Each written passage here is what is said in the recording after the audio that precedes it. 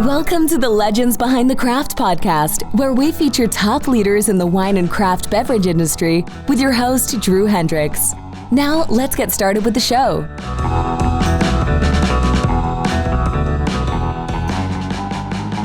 Drew Thomas Hendricks here. I'm the host of the Legends Behind the Craft podcast, where I talk with leaders in the wine and craft beverage industry. Today's episode is sponsored by Barrels Ahead.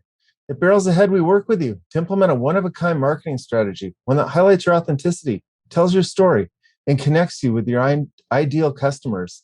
And I really want to give a shout out to Barrels Ahead right now, because we just launched a new wine club re-engagement product. If you're interested in that, send us an email, hello@barrelsahead. So today we have Dariusz Paczuski on the show, founder of Rocket Vodka, a vodka made from 100% from apples that's handcrafted here in California. Dariusz came to U.S. from Norway on a swim scholarship to study business and currently works in the tech sector.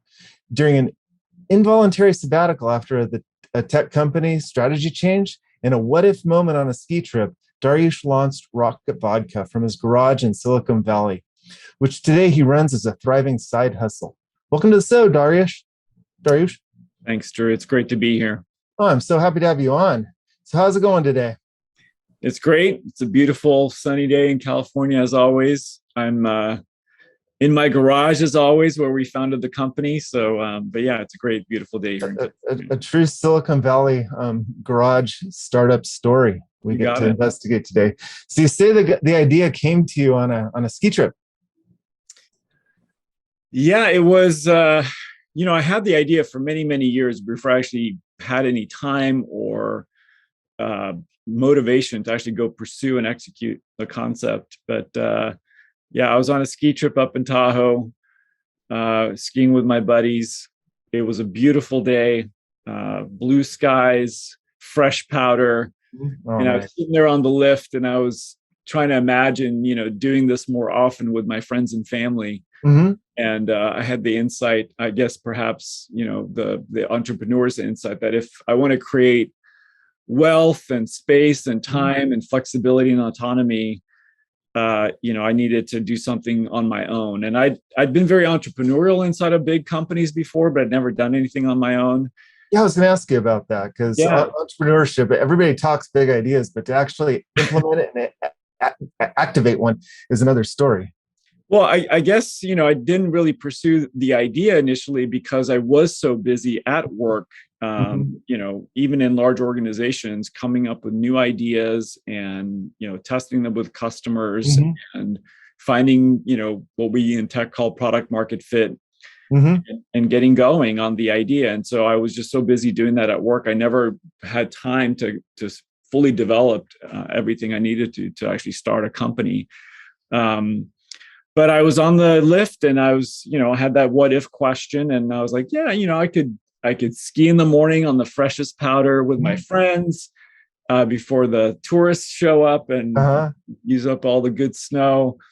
I could go pitch this vodka idea to bars and restaurants and clubs and whatnot in the afternoon. And then in the evening, I could operate ski, and hang out with my buddies. And that was sort of the silly epiphany for just like, well, wouldn't it be fun to start something? And obviously, starting a company takes a lot more serious thought and consideration than that. But when I had an opportunity, like I called it, the involuntary sabbatical, to kind of move things along, I basically said, look, it's not going to be a full-time job to find a new job. And so, I decided to, spend time with my family. I trained for a half Ironman, which I completed. Oh, congrats. And kept looking for a job, which I found. But during the 9 months in that, leaving one company before I started the next, I got the concept far enough along that I could work on it nights and weekends. And that's what I did. And a year after I joined Yahoo. A year after I joined Yahoo, I launched my the first product, which is Rocket Vodka. It's vodka made from 100% apples. We make it in El Dorado Hills. We source our apples from Apple Hill, which is near the distillery. Oh, wow. And we use the Sierra Nevada mountain water. So it's cut with the Sierra Nevada mountain water. It's got the best water in the world. Oh, And that was it. it's really a handcrafted product. So I do want to ask you, how did you decide on apples? That took a little bit more of a process, but there was probably three key drivers of the Apple decision. One, so I did just a ton of customer insights work and competitive intelligence work to figure out how to drive, product innovation. And in looking at the market, so first of all, actually, let me take a step back. The first thing I always start with is who's the customer? And I had decided that, I thought that I could target athletes, active people, aspirational lifestyles, people like me who like to swim, bike, run, ski, mountain bike, be outdoors, be active, but, we all drink. But we, some of us care about what we put into our bodies, even if it's an alcohol.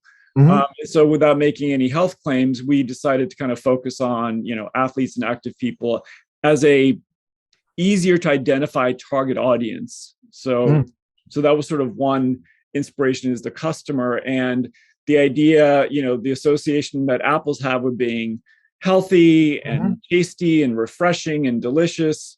And you get the added benefit of it's also gluten-free, which, my cousin has celiac. And so, we would drink a lot of potato vodka back in the day. Is my favorite.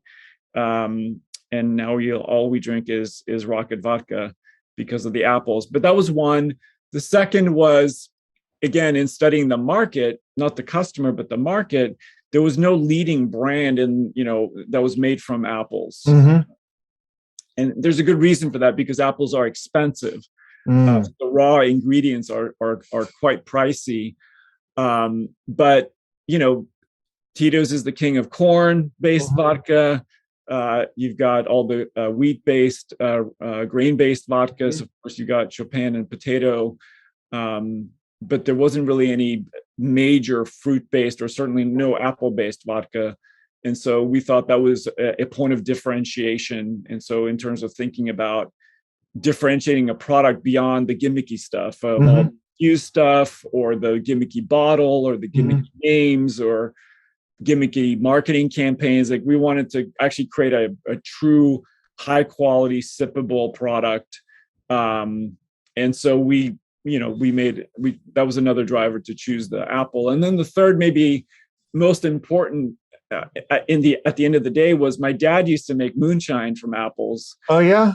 When I was a kid growing up in Norway, we were Polish immigrants. My family's Polish. I was born in Poland, but we moved to Norway when I was young, and we had 3 apple trees in our yard. And my parents would make me go pick up the ground apples because they were the sweetest and the ripest. And my mom would juice the apples. My dad would ferment and distill the apples, and he would make an apple spirit or moonshine, and he would put into oak barrels and age it. Essentially, he was making calvados. Yeah, I was wondering about that. Yeah, but we sort of took that same formula. So we use a combination of apple juice and apple concentrate. We ferment it, we distill it twice. We filter it, we double carbon filter it, and then we add the Sierra Nevada mountain water. But the family story was really sort of what kind of sealed the deal for me in terms of, creating a product that was authentic and was born from some, meaningful place, and besides on the slopes. And so that was fun to kind of think about all that stuff. And literally every time I have a sip of my vodka, I can have this flashback memory of, being our little potato cellar and looking at his equipment, and all the stuff is boiling at it. And he let me put my pinky in there and taste it. And I can sort of, it's like that Ratatouille movie where I like go back to my childhood and, taste my father's apple spirit. But yeah, so 3 reasons for, why we went with apple. Oh, that's great. And then the fourth one I would think is that it complements juices and mixes so well, versus like a martini with an olive. Yeah. Well, so kind of savory quality. Absolutely. So the product, the experience benefits of the apple are quite unique, because we don't boil the crap out of it. Mm-hmm. We cut the heads and the tails really aggressively, Mm-hmm. keep the pure heart. So that's how we're able to keep, high quality, without distilling it so many times that you lose everything that makes it unique. So Mm-hmm. what you're left with is a vodka that has a subtle hint of apple Mm-hmm. on the nose, but a smoothness, smooth mouthfeel that's subtly sweet as well.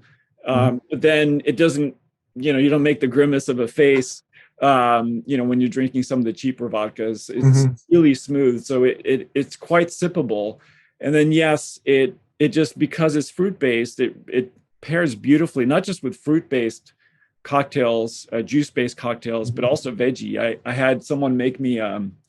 They used a celery simple syrup. Oh, And it was just spectacular. And so, yeah, it just creates these really unique, tasty, refreshing cocktails as well.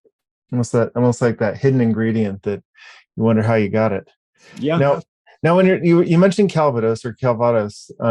So when someone's going to buy this, they shouldn't expect an apple brandy type of a experience. It's more on the vodka side. It is 100% a vodka, a pure, clean, smooth vodka.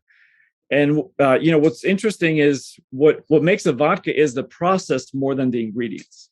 Okay. So you can make vodka from almost anything that you can make a spirit out of, or that you can ferment. So, I learned during all my research that the Mongolians used to make vodka or spirit from horse milk because that's what they had in abundance. That would be something to try.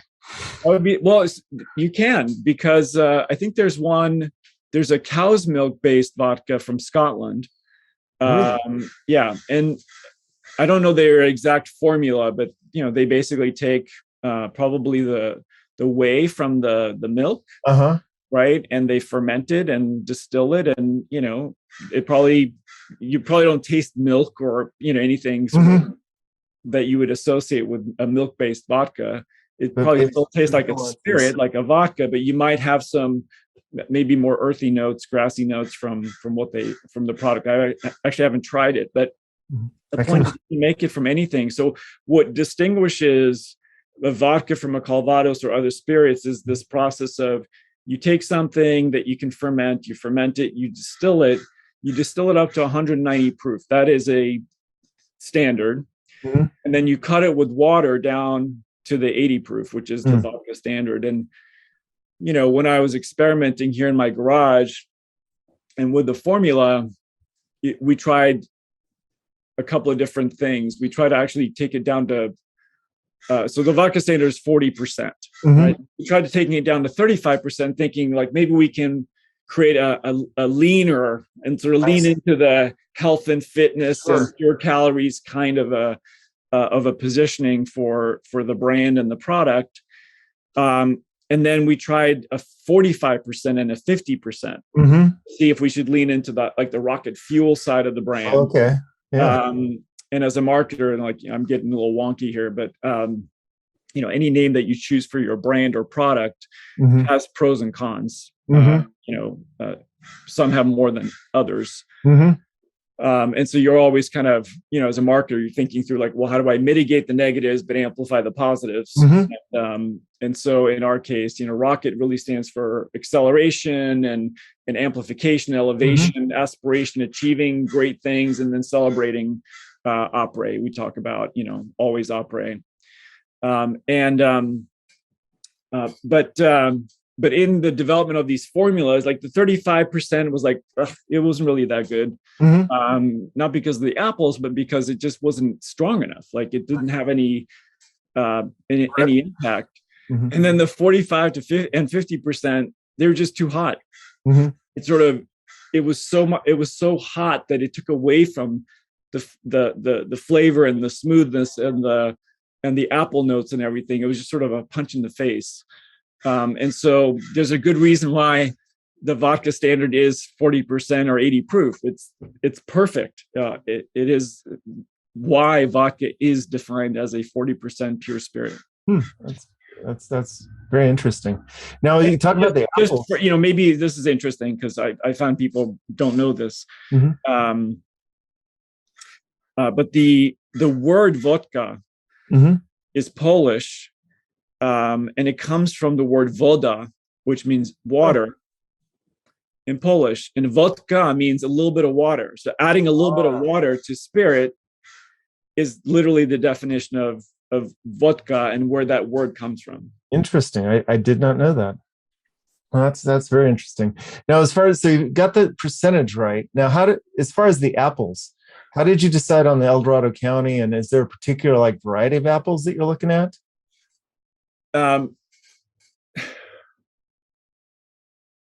So this is maybe on the business side of things. Mm-hmm. I wasn't in a position to raise tens of millions of dollars or whatever it takes to build my own distillery. I didn't even have a proof of concept, right? Mm-hmm. So I was looking for the best, easiest, cheapest way to get started and get something created. Mm-hmm. And there were sort of two stages to that. One was serendipity. I ended up connecting with Roman, this engineer at Google. And he's a Russian guy. And he used to make vodka in this like Mr. Coffee little machine at home. And he would make, different kinds of vodkas from different things, and he'd infuse them. Mm-hmm. But a friend of mine knew him, and he's like, you got to talk to Roman. So I talked to Roman, and he's like, okay, well, go to the farmer's market. And so I went to the Menlo Park Farmer's Market, and I bought some Red Delicious, Granny Smith, and Fuji apples. Mm-hmm. And we kind of went through the process of making it. So we cored the apples, we peeled them, we drilled them basically to mash them, added water, or yeast rather, mixed in water. But it was important that the temperature of the water was, this is Roman, not me, the temperature of a cow's teat. Okay. The milk coming out of a cow's teat. So Googling that after this. That was the temperature that we were aiming for. And we put them into these, Home Depot white buckets, literally in this garage right here. And so the mashed up apples from each of the three variants, the yeast in the water, and we let it sit for 3 weeks to ferment, basically. And the Granny Smith opened the lid, and this got this green layer on top. And we're like, we're gonna distill this anyway. So we just scraped off the green stuff and ran it through his little, distilling machine. And that was no good. I ended up with a rash from that one. That basically, I think we might have made penicillin or something like that. No. And the learning was simply that there wasn't enough natural sugar in the Granny Smith for it to ferment properly. The Red Delicious, similar issue, but no rash. It just, was a fibrous apple. And so it didn't do enough. And then the Fuji was like, oh, there's something here. The Fuji made it through. It has enough natural sugar in it. It kind of made it through that test. And so that was one way of hacking basically about and finding out the right formula. But then, okay, well, how do I build a distillery? I can't distill from my garage here. Obviously, it's not legal. And so I reached out. So first I went to Poland on a, vodka journey to see if I can find something there. Find like a crusty old Polish dude making some of the amazing vodka that I could then import and, rebrand and sort of change his life and mine in the process was the idea. I think that Polish crusty old dude might be me in the end, but I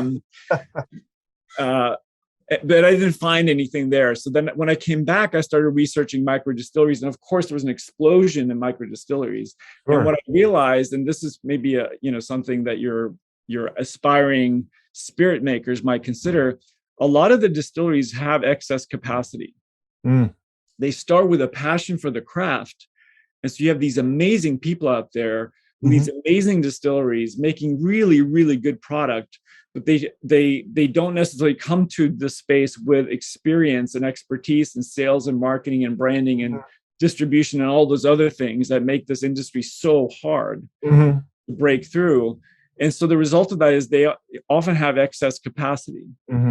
And so I reached out to a handful of distilleries here in Northern California, and I found Dry Diggings Distillery. They're an amazing distillery. They have their own line of spirits and whiskeys and ryes and gins, and just incredible portfolio of product, really tasty, delicious spirits of many different kinds. And they had recently won Best Vodka at the American Distillers Institute conference. Oh, wow. And it was a grape-based vodka, because I knew they knew how to work with fruit. They clearly knew what they were doing. And I met with them, and we just sort of kumbaya'd on the vision of an apple-based spirit. And so we brought in an expert who was an apple winemaker. And then collectively, we kind of worked on the formula. But the formula essentially it's a combination of apple juice and apple concentrate. And the apple mix tends to be Fuji, Granny Smith, and Golden Delicious in some different ratios. It kind of depends, obviously, on seasonality. Most of the time, we get our apples from Barsati Farms up in Apple Hill near El Dorado Hills. But because availability is seasonal, sometimes we augment it with apples or apple juice or apple concentrate from Washington. So, but that's kind of how we get it done. And that model works really well, because I get, it's my family formula, it's our brand, it's our product, everything is unique. But I have this amazing partner that just knows what to do and how to do it really well. An award-winning partner, and they have excess capacity that they're happy to let me tap into. So everybody wins. That was an excellent walkthrough through your process. That's almost a masterclass in someone that wants on how to actually go about setting up your own sort of spirit brand.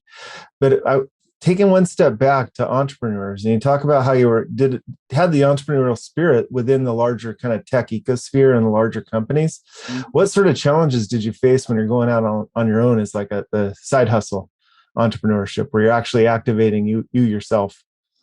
Well, when you're entrepreneurial inside of a big company, it has its own challenges, right? Because some companies don't want the entrepreneurship; they want you to just execute the current thing. But the places I've been, has always been tech, so they've always been very welcoming, and even so of side hustles. So Yahoo was amazing. My boss loved the fact that I had my own brand and my own product, and that I could bring those. That hustle, those lessons, those learnings back into a big organization like Yahoo. He was a multiple times entrepreneur and exit guy. So, and the whole company sort of embraced it too. There was a lot of entrepreneurship going on there.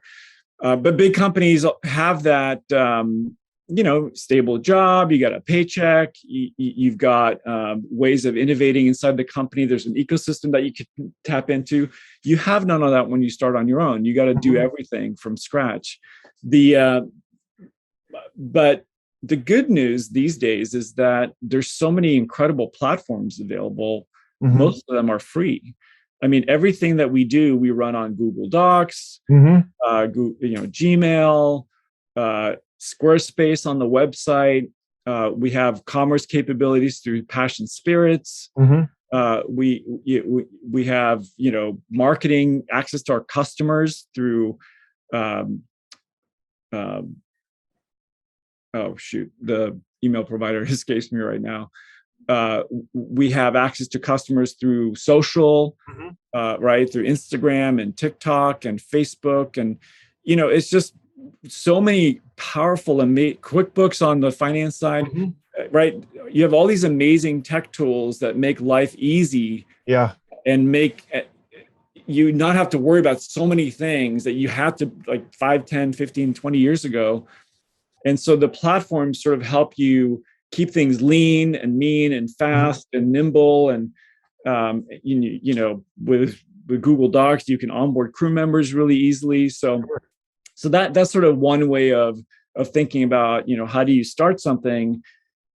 All the tools are there. You just need to take advantage of them.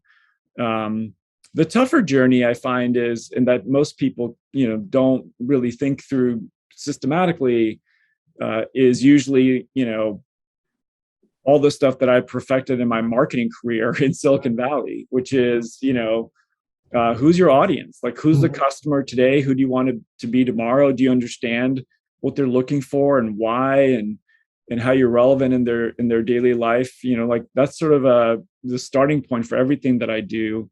And then, that's an excellent point. That's something to reemphasize, because so many spirits are started just as a passion project with something that they like. And if you like it, you assume that everyone else is going to love it. And then you bring it to market, and it may or may not be the case. Yeah. And it's hard because, when you're talking about craft and art and those kinds of things, you don't want to lose the authenticity either. Right. So I found in my, but by starting with the customer, I found authentic insights and ideas for innovation and differentiation that sort of, I can map to the customer and build from there. So I think that's sort of one. The second is that product, positioning, the awesomeness, like what makes your product unique and different and better in some way that's meaningful to that customer. And again, you think about, well, I'm just making a rye and I'm making it my way. And, maybe so, but, now you're just competing with everybody else who makes a rye and is maybe going after the same customer. Right. So, those sort of two things I think are really, really important to just the fundamentals of who's your customer and what are you offering them that's going to, provide them with some pleasure or address some pain point in their life. And, in our case, it's just it's a great tasting apple-based spirit that, complements the active lifestyle. Yeah. And lets you celebrate life's peak moments. No, that's fantastic. Now, in your day job, you help Fortune 500 companies amplify their brand and promote their brand. It's very different to like build a brand from square one.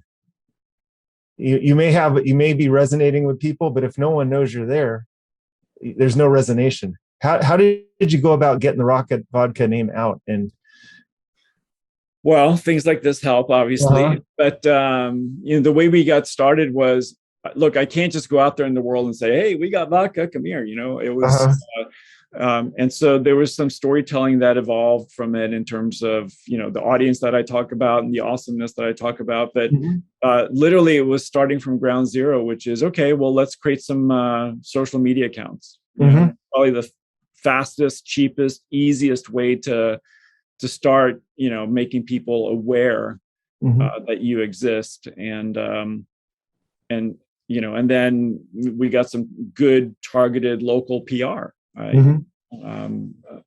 And then we started doing events, at my first customer is literally, half a mile from my house. It's Willows Market in Menlo Park. Nick's been a great customer from day one. He now just texts me when he needs a reorder. But, he let me do tastings there. That was one way that we started getting the name out. And then we started in-kind sponsoring events that reached our target audience. So we sponsored the Rock Tahoe Half Marathon a few times. We've sponsored George Hincapie's Grand Fondo bike ride in South Carolina a few times. And with this idea that, we basically give people free samples, after the ride, during the party, at the dinner, and also often serve cocktails. And so the brand is there, I'm there, we get the word out in those kinds of channels. But it's very much, for us, it's been very much social media, a little bit of local PR, really good engagement with events. Events are fantastic because you can have, 200 people come through and taste your product. And everyone's like, wow, this is vodka. It's sippable. Uh-huh. Oh, this is from apples. I thought, like it just starts this amazing conversation about the product and the brand. So I found social and events to be very powerful. And then of course, getting the word out through PR. But probably social is really the most, for most people, that will be the best tool. And, we honestly kind of suck on TikTok right now. It's more of a generational thing in terms of who I am and what I'm really good at. But we're there and we're trying and we're learning. But, we built a great following across Instagram and Twitter, and we have over 100,000 followers across the board. And, we're able to not only sort of associate ourselves with the lifestyle and the audience that we're targeting, but, get across that this is a delicious vodka from 100% apples as well. Absolutely. Now, as far as your current marketing mix, not your current sales mix between like 3-tier and then through your website, how's that breaking down? That's a great question, especially for new people who think like DTC is the way to go. Direct to consumer and new spirits really don't mix. And here's why I say that. We're a new spirit.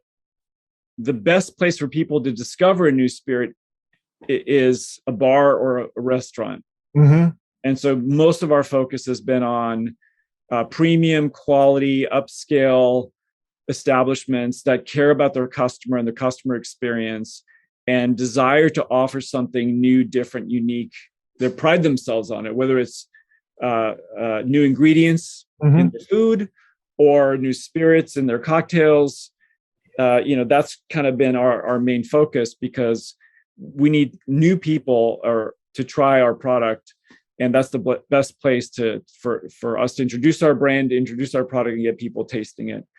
But how does a brand new spirit get the distribution? And then I see Cheryl from LibDib on your Instagram feed. I don't know if you're still working with them, but she's been on our show, and she's really helped a lot of like fledgling spirits actually get out there. But there's a key to that, and I think you can talk to me about how just because you're on the list doesn't mean you've made it. Well, this is the challenge of our business. Right? Just sort of quote unquote getting a distributor is not enough. But Cheryl and her team, especially, and her platform have been fantastic for someone like us. When I talk about those platforms that are available to people, this is one of them. I mean, Google Docs is great for communication and marketing materials and planning and all the other stuff. But in terms of actually getting your product distributed, it is by far the best platform for a new brand to get, to get an opportunity. And that's all it is. It's an opportunity. You have to go get the opportunity. And you think that by getting a deal with a big distributor, you got an opportunity. Maybe you do, but at the end of the day, the reps for the big guys are going to sell the big brands.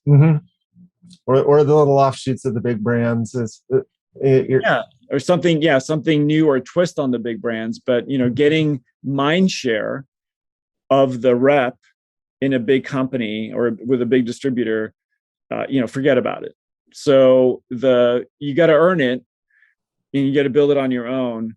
But that's why Cheryl's platform is so powerful. The LibDib platform is so powerful. It creates the platform that enables you to get the distribution with the back end and the fulfillment and all that kind of thing. But then you got to go hustle, pitch, talk to people, or build a crew model or a sales team of your own to go out there and evangelize the brand.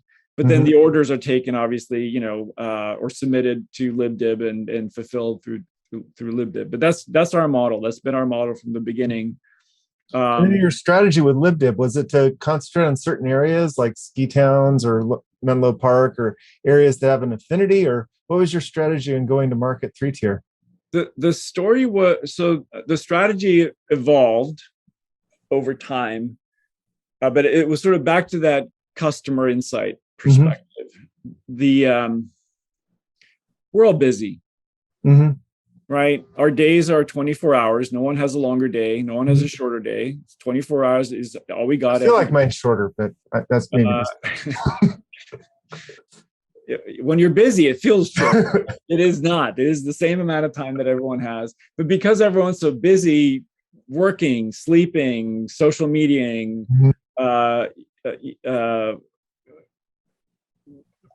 pursuing their hobbies and passions and spending time with their family, all the things that people do in their life, everyone's busy. And so when you think about a brand and you think about a product, you kind of have to think about like, well, how am I relevant in someone's life? What's the moment that I can be a part of? Right? Given that everything's so noisy and everything's, happening in the world. And so the thought, the hypothesis was, if we could become part of the après-ski moment, that we can evolve and grow from there. And so that journey is still underway, because, it's hard to sort of integrate yourself and put enough time and effort into marketing that. But that's still the concept. And that has actually proven to work out. But now we're more about like après sport. Right. But that was, so what came from that customer insight, need to own a moment. Maybe we can own the après ski or après sport moment. Who we're targeting, how we're relevant, blah, blah, blah. And then match that with, look, I can't just like spread my efforts thin across the country or the world in terms of building the brand and the audience. I need to concentrate. And so the whole strategy is we need to be in restaurants and bars that care about the customer experience. We need to be in, just Northern California. I mean, California is the 5th largest economy in the world. So great if I had all of California, but like if I could just penetrate, focus deeply on Northern California and show that I can get into places and get reorders and drive growth, that would be the thesis that would earn me distribution with a large distributor that would want to promote me because I have the metrics to back it up, and or an acquisition by a Diageo or a Constellation or someone like that, because they want and need brands that can grow on their own. Like they know how to scale a brand, but they're not necessarily amazing at like curating from scratch a new brand. And so that's why they acquire so many companies, right? And so that's been our thesis and our focus, and that continues to be so. We were on a good track before COVID. We'll probably get to that too. But 2 years after COVID, we're kind of in rebuilding mode. But so that set us back a little bit. But in terms of where the business is going, we want to prove that we can create and keep customers, which is really the purpose of any business. And we figured out the mechanics, every single step it takes to create a customer and to keep a customer and to get a reorder from that customer.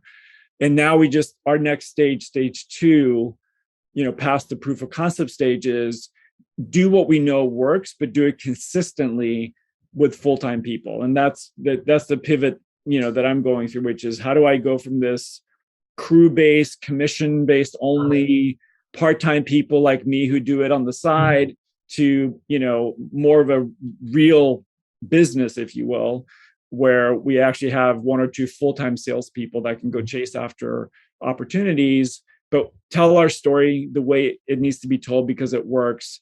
Educate the staff on our story because we know it works. Get on menus because we know it works. And then go back, ask for the reorder on a consistent basis because we know it works. But that's the fundamentals of stage 1 and sort of the pivot to the next stage. Sure. I mean, you're a critical point there on like pivoting. And is it becoming increasingly hard as a side hustle, or is it drawing you into your main hustle now as you grow? I would have given you a different answer right before COVID than and I want to talk about COVID for a second too. We're all struggling, post COVID, and obviously, especially during COVID, our customers are struggling, which is why we're struggling. And I'm not struggling because of, my own environment necessarily. I'm struggling because my customers are struggling, right? Our customers are bars and restaurants, et cetera, who lost all their customers for a long period of time. And so, and also we couldn't even sell to them even if we wanted to, because, you couldn't go talk to people Mm-hmm. physically and taste our product, which is so key to our strategy, right? So all our events went away. Yeah. And then even when our customers sort of started figuring things out, meaning not even during early COVID, they could do cocktails on to deliver. Mm-hmm. All what happened, I think, from my perspective, is that they concentrated their product mix to the brands that they knew they needed to have. Yeah.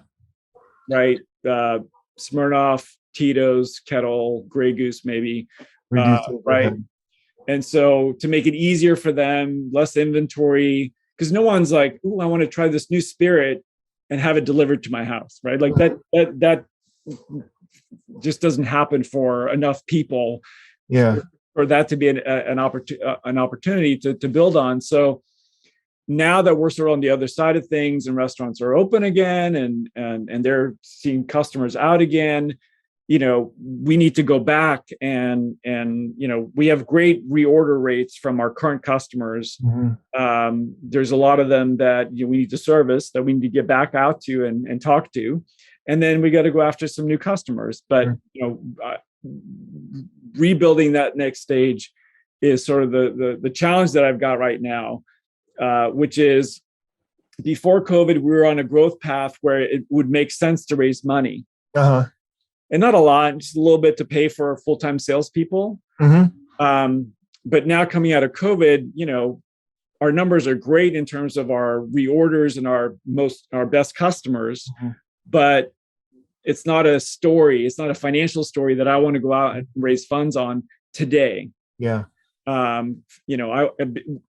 Mostly because, I could go tell it. I think I would find a lot of investors in the concept, but I probably would have to give up, a lot of share in the company for the right valuation to get the money. So I've chosen to, keep self-funding it, mm-hmm.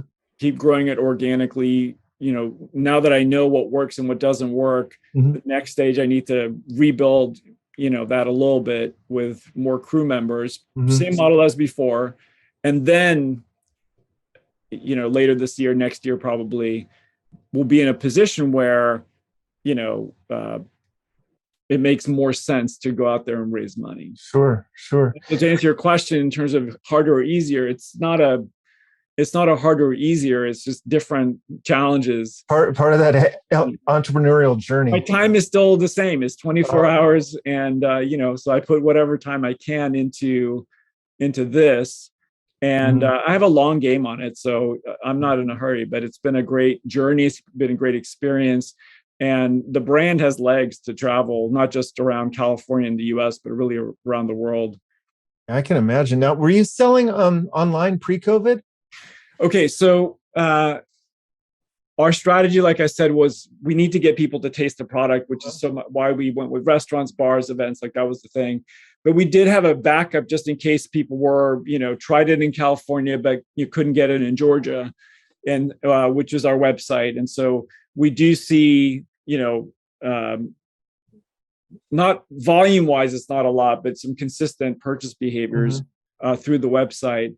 But again, we didn't see an increase there during COVID, mostly again, because people aren't in discovery mode when they're online.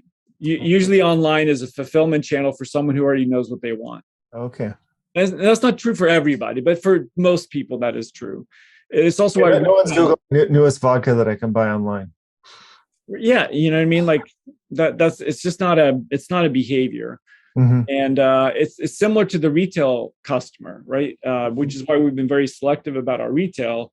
We've got into Willows because it's local. They people who go to Willows Market go there for convenience purchases, but also to discover new spirits, because he's got hundreds of beers, for example. Sure. Lots of wines, lots of spirits. So it's a place for discovery. Cannell Wine is a place for discovery. Rayleigh's, Safeway, etc. It's not a place for discovery. So those places just are harder. People who go there, they're refilling their Tito's or their Smirnoff or their Jack Daniels, and few people, not everyone, but few people are like, "Ooh, what's this?" Mm-hmm. But even if you get on the shelf, it's hard to sustain that consistently. So we've been focused on different things, and online is a similar kind of experience where once they've tried your brand, Mm-hmm. it's a fantastic place to go. But it's the one thing I see that I rarely see on spirit sites is that you do have a subscription model, which is brilliant because you're going to go through so many bottles of vodka a month. Right. How have you seen the subscription uptake? We have not done subscriptions. On our site, the subscription is for the newsletter. Oh, it's for the newsletter. Okay, I saw. Yeah, I saw subscribe next to the thing. I'm like, that's brilliant. But that's a great point. I mean, there are companies out there that do discovery of spirits on a subscription basis, and usually those come with heavy fees. So when you're starting out as a new brand, it might not be the best place for you to start. Sure. It ends up being quite costly. And if you sort of look at like the amount of money you're sending them versus, paying your crew members, for example, it doesn't make sense, at least not for us. But subscription as an option for your own business, it's not a bad one. You still have to fulfill it through somebody. Mm-hmm. Yeah. And, obviously, and that may be why I haven't seen it too much in the spirit side. I think it's a cool idea. I think that subscriptions could be very, very interesting for your own spirit. And I know companies I've talked to some companies that are looking into it, but I haven't found anyone that's doing it with a business model that works for us yet. Yeah, no, I saw it, but I got confused. As we're kind of wrapping down here, I got to ask you, what's your current favorite mix for, what's your current favorite cocktail for Rocket Vodka? It's seasonal. Uh-huh. I was in Georgia last week, my cousin's lake house, and there was a lot of rocket cosmonauts being consumed. So just a Cosmo, Rocket Vodka and cranberry juice is just super easy and refreshing and tasty. I like when it starts getting colder, which, there's a heat wave going through. Yeah, it's kind of hard to. I like the hot rocket, which is also very simple. It's Rocket Vodka, hot apple juice or hot apple cider. Put a stick of cinnamon in there, and it will warm you up. And then the Rocket Mule is always popular. I make those. Those are also very easy. I take Rocket Vodka, Fever Tree, ginger beer is my go-to. Not too sweet. Really, those two, they bring out the best in each other, and so that's really delicious. Squeeze a half lime in there. Those are probably like the three that I drink the most. But I've also found, not just with Rocket Vodka, with any spirit, I like to experiment. Like I'll even go to a restaurant and I'll look at their mocktails, and I'll say, I'd like a brambleberry something, that they've got on their menu that's a mocktail. It's got no alcohol in it. And I'll say, but add a shot of Rocket for me. Or some of my favorite bartenders, this guy Massimo is one of them. He's from Italy. Whenever I go to wherever he's working, I just ask for a Rocket Surprise, and he always comes up with something mind-blowing, actually, when it comes to our cocktails. So it's just fun. You don't have to take it too seriously. It's making me thirsty. So Dariusz, where can people find out more about Rocket Vodka and you? RocketVodka.com, of course, is the go-to place. You can find us, Rocket Vodka, on Instagram and Twitter, are great places to discover more. And there's also, on Instagram, there's a text or call or email that literally goes straight to me. So if anyone has any questions about anything, I'm happy to answer it there. So that's a good place to go as well. Awesome. Well, Dariusz, thank you so much for joining us today. Thanks, Drew. I appreciate the conversation. It was fun. Yeah, thank you. You have a great rest of your day. Thank you. You too. Bye-bye.